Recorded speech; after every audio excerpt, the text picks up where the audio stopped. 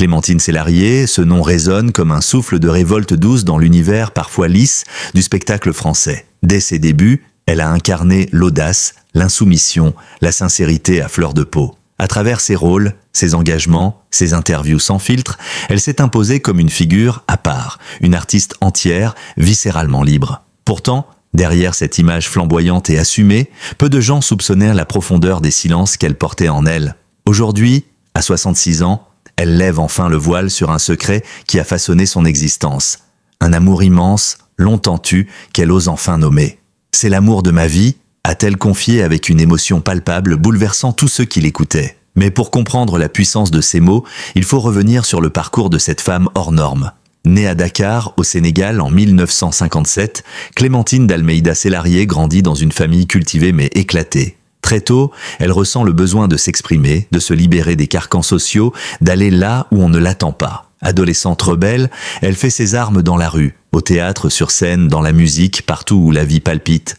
Ce besoin viscéral de liberté la pousse à faire des choix radicaux, souvent incompris, mais elle assume tout, avec une franchise désarmante. Sa carrière commence véritablement dans les années 1980. Le public découvre une jeune femme aux allures de rockeuse, au regard intense, au ton tranchant. Très vite, elle crève l'écran, se démarque dans des films comme Nocturne indien, L'été en pente douce, 37°2 le matin. Mais c'est surtout à la télévision qu'elle devient un visage familier des Français, notamment grâce à des séries populaires comme Commissaire Valence ou Le Clan des Lanzac. Pourtant, elle refuse de se laisser enfermer dans le rôle de la bonne comédienne populaire. Elle veut plus. Elle veut dire des choses, s'engager, provoquer. Elle publie des livres, joue dans des pièces engagées, met son corps et sa voix au service de causes sociales, comme la lutte contre le VIH, les violences faites aux femmes ou les injustices raciales. Mais cette intensité, cette rage de vivre, cache aussi une solitude, une mélancolie que l'on devine à peine derrière son rire éclatant. Clémentine a toujours été pudique sur sa vie amoureuse. Mère de 3 fils, qu'elle a élevés en grande partie seule, elle a souvent laissé entendre que l'amour, chez elle, avait été un terrain accidenté. « Je suis amoureuse de l'amour, mais je ne l'ai jamais vécu pleinement », disait-elle autrefois. Des histoires passionnées, oui, des hommes qui l'ont marquée, sans doute. Mais jamais, jusqu'à aujourd'hui, elle n'avait prononcé ces mots avec autant de gravité. « C'est l'amour de ma vie ». Alors pourquoi maintenant? Pourquoi à cet âge, dans une époque où beaucoup se résignent ou baissent les bras? Clémentine choisit-elle de révéler ce pan si intime de son histoire? Parce qu'elle a compris, peut-être, que le temps passe et qu'il est cruel de garder pour soi ce qui a compté plus que tout. Parce qu'à un moment de sa vie où les masques tombent, elle n'a plus peur d'aimer ni de le dire. Ce n'est pas un coup médiatique, ce n'est pas un caprice de célébrité en mal de lumière. C'est une confession d'une sincérité rare, d'une profondeur bouleversante. Un cri d'amour venu du silence. Dans ses dernières apparitions médiatiques, un changement s'est opéré. On l'a vu plus apaisé, plus posé, comme si un fardeau avait été levé. Ses mots sont toujours francs, son regard toujours vif, mais une forme de douceur nouvelle l'habite. Cette transformation, dit-elle, vient de cette prise de conscience tardive, mais essentielle. Elle a aimé profondément, follement, et elle ne veut plus faire semblant de l'ignorer. J'ai trop longtemps fui cette vérité, par peur de souffrir, par pudeur aussi. Mais c'est lui, c'est toujours lui. Ce qu'elle raconte, ce n'est pas simplement une histoire d'amour, c'est un pan de son identité qui se révèle. C'est aussi quelque part un hommage à toutes celles et ceux qui ont aimé dans l'ombre, qui ont porté un amour sans le vivre pleinement, ou qui l'ont laissé passer sans oser l'attraper. En brisant son silence, Clémentine parle à une génération, à tous ceux qui ont vieilli en se disant que c'était trop tard. Elle leur dit « Non, ce n'est jamais trop tard ». D'une nouvelle vie commence par une déclaration simple mais vertigineuse. Et il ne fait aucun doute que derrière cette phrase, derrière cette évidence nommée tardivement, se cache une histoire bouleversante, faite de rencontres manquées, de silences habités et de retrouvailles inespérées. Le reste, elle le dévoilera peu à peu. Mais déjà, le monde semble l'écouter autrement. Comme si en avouant enfin l'amour de sa vie, Clémentine Célarié nous invitait, nous aussi, à oser aimer sans peur. Clémentine Célarié a toujours eu une manière bien à elle d'aborder les sentiments. Dans un monde où la confession intime est souvent une stratégie médiatique, elle a fait le choix du silence. Un silence habité, plein de nuances et de douleurs discrètes. Si elle a souvent parlé d'engagement, de combats sociaux, de maternité, elle a toujours préservé farouchement ce territoire fragile qu'est de l'amour. Pourtant, dans les interstices de certaines interviews, dans le tremblement d'une phrase ou l'ombre d'un regard, on pouvait sentir qu'un chapitre de sa vie restait inachevé. Un nom jamais prononcé, une histoire restée dans l'ombre. Cet amour-là, elle ne l'a pas inventé pour les besoins d'un livre ou pour alimenter un plateau télé. Cet amour-là, elle l'a vécu, en silence, dans l'attente, la retenue et peut-être le regret. Dans les années 1990, alors qu'elle est en pleine ascension professionnelle, Clémentine traverse une période de bouleversements intimes. Elle est déjà mère, elle jongle entre les tournages, les répétitions théâtrales, les nuits sans sommeil. À l'époque, elle est perçue comme une actrice intense, parfois difficile à suivre, insaisissable, fougueuse. On la respecte, on l'admire, mais on la comprend rarement. Son cœur, lui, se cherche. Et c'est dans ce chaos organisé qu'elle fait une rencontre décisive. Il n'était pas célèbre, il n'était pas acteur, ni musicien, ni issu du monde de la culture parisienne. Il n'avait rien à voir avec le tourbillon artistique dans lequel Clémentine évoluait. C'était un homme discret, d'une quarantaine d'années, intellectuel, engagé dans le social. Ils se rencontrent par hasard lors d'une conférence sur les droits humains dans une salle municipale. Rien de glamour, rien d'orchestré, juste deux regards qui se croisent, deux sensibilités qui s'accordent dans le vacarme ambiant. Leur relation commence timidement, presque maladroitement. Il est réservé, elle est volcanique. Il parle peu, elle déborde de mots, et pourtant, très vite, un lien se tisse, profond, presque mystique. Avec lui, elle se sent apaisée, elle découvre une tendresse rare, une écoute sincère, une présence silencieuse, mais rassurante. Elle commence à envisager une autre forme de bonheur, plus calme, plus ancrée. Mais ce rêve, déjà, se heurte à la réalité. Le timing est cruel. Clémentine est appelée sur des tournages à l'étranger, il est accaparé par ses engagements professionnels et personnels. Il vient tout juste de sortir d'un divorce douloureux avec 2 enfants à charge. Aucun des deux n'est prêt. Alors il s'éloigne, sans se le dire vraiment. Un silence s'installe.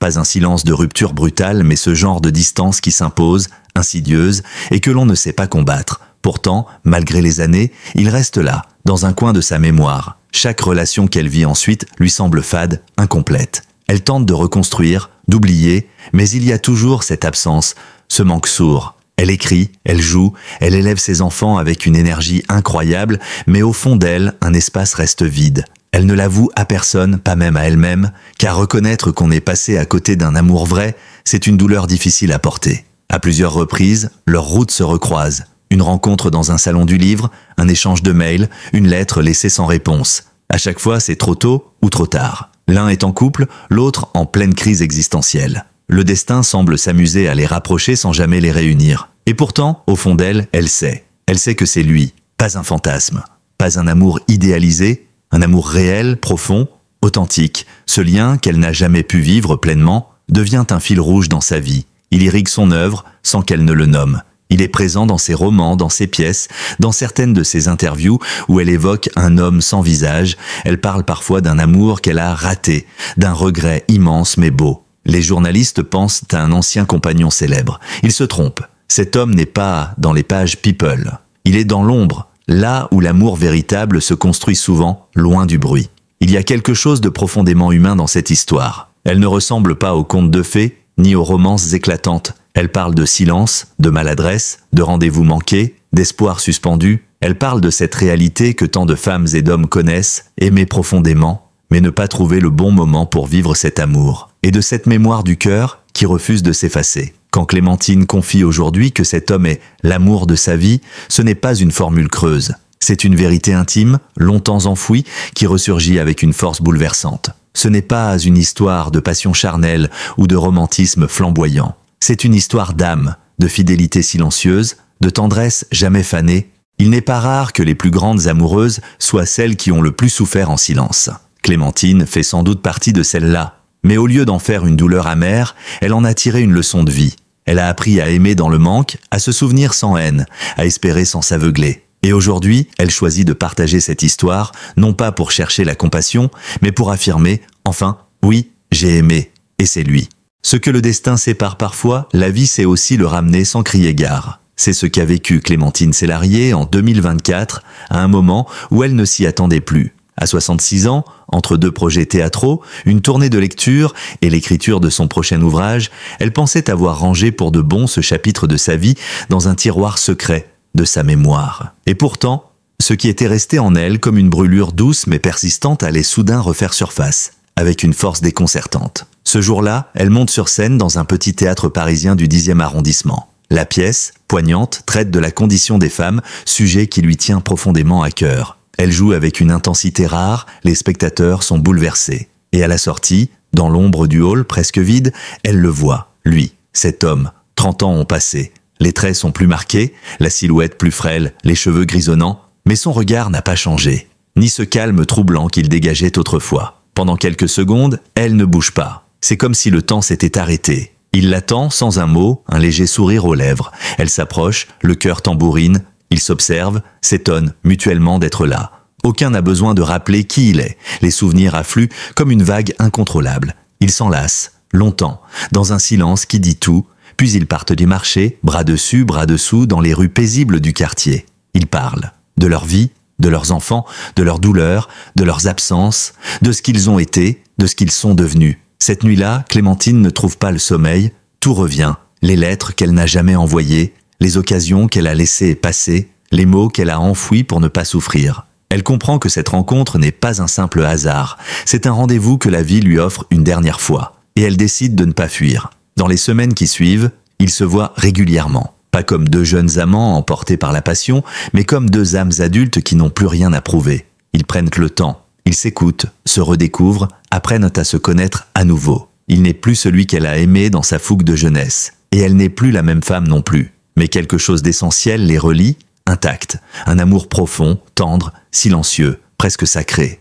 Clémentine retrouve à ses côtés une forme d'apaisement qu'elle n'a jamais connue. Lui, il lui offre cette stabilité dont elle a manqué toute sa vie. Il n'envahit pas, il ne juge pas, il est là, présent, authentique, aimant. Pour elle, c'est une révélation tardive mais salvatrice. Elle n'a plus envie de jouer un rôle ni de cacher ses émotions. Elle se sent à nu, mais protégée. Fragile, mais enfin vraie. Puis vient ce jour d'interview sur France Inter.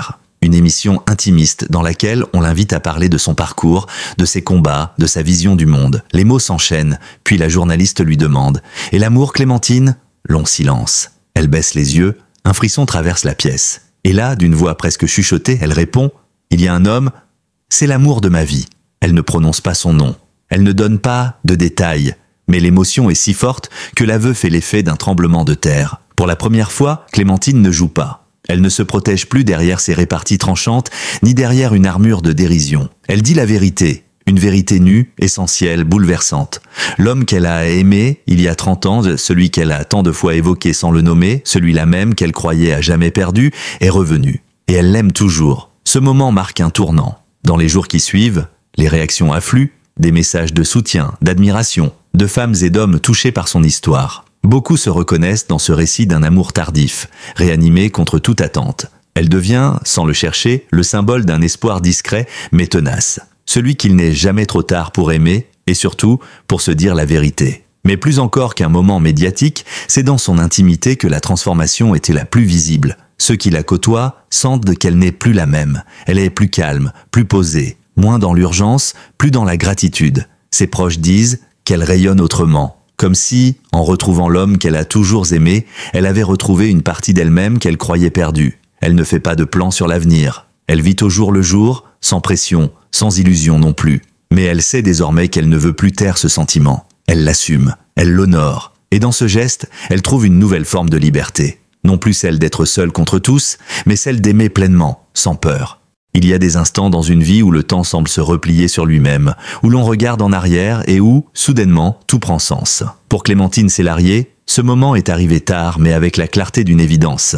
Elle n'est plus la jeune femme effervescente et insaisissable que le public a découverte dans les années 1980. Elle est devenue une femme mûre, forte de ses blessures, fière de ses combats, mais surtout en paix avec ses choix. Et cette paix nouvelle, elle la doit à un amour retrouvé, un amour enfin assumé, à l'amour de sa vie. Depuis cette fameuse interview, où elle a lâché ces quelques mots qui ont bouleversé tant de cœurs, « C'est l'amour de ma vie », Clémentine semble différente. Son entourage parle d'un calme nouveau, d'une sérénité rare chez elle. Elle, qui a toujours vécu dans l'urgence, dans la fièvre de la création et le feu des engagements, semble soudainement habitée par une lumière douce, comme si quelque chose s'était refermé en elle, en silence, en douceur. Elle continue de jouer, bien sûr. Le théâtre reste son oxygène, son terrain de vérité. Mais elle joue autrement, moins pour prouver, plus pour partager. Elle choisit ses rôles avec soin, en écho à ce qu'elle vit, à ce qu'elle ressent. Elle n'a plus besoin d'attirer l'attention, ni de crier plus fort que les autres. Elle parle bas, mais juste,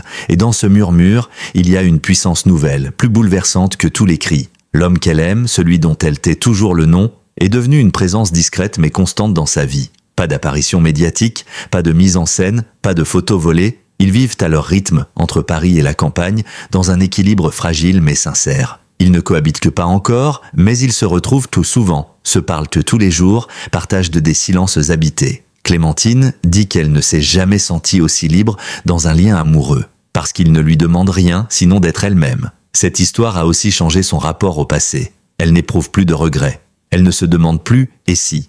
Elle sait désormais que certaines histoires ont besoin de temps pour éclore, que certaines blessures, certaines fuites, certains éloignements étaient peut-être nécessaires, qu'il fallait ces années d'errance, de douleur, de solitude pour arriver là, à cet instant de vérité. Elle évoque souvent, dans ses interviews, le courage d'aimer après 60 ans. Ce n'est pas, pour elle, une régression, ni un rattrapage. C'est une renaissance, une manière de dire au monde, et surtout à soi, que le cœur ne vieillit pas, que les émotions, elles, ne prennent pas de rides, et qu'on peut aimer plus fort à 66 ans qu'à 30. Parce que l'amour, quand il revient, quand il survit à tout, devient presque sacré. Son témoignage a touché un grand nombre de personnes. Des femmes, surtout, mais aussi des hommes, parfois très jeunes, qui y voient une leçon d'espoir. Dans une époque où tout va vite, où l'amour est souvent consommé, zappé, jeté, son récit fait figure de miracle. Elle rappelle que le vrai amour, celui qui résiste au temps, aux séparations, aux oublis, est une rareté précieuse, et qu'il mérite d'être protégé, même dans l'ombre. Mais, au-delà de son histoire personnelle, Clémentine Célarié incarne quelque chose de plus grand. Elle est devenue, presque malgré elle, une voix pour toutes celles et ceux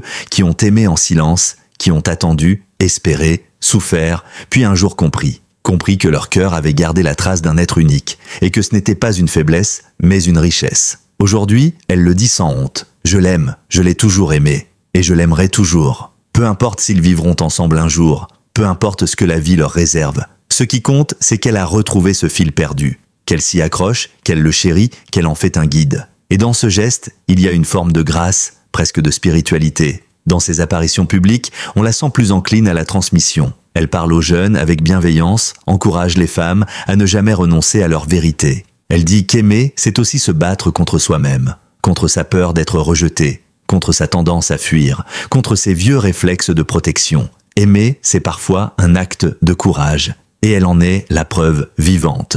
Clémentine Célarié, après une vie de combats, de cris, de larmes, de rires et de solitude, a trouvé ce que beaucoup cherchent sans jamais le trouver. La paix. Pas une paix qui endort, mais une paix vivante, vibrante. Une paix née d'un amour qu'elle n'attendait plus et qu'il attendait, lui, patiemment, dans l'ombre du temps.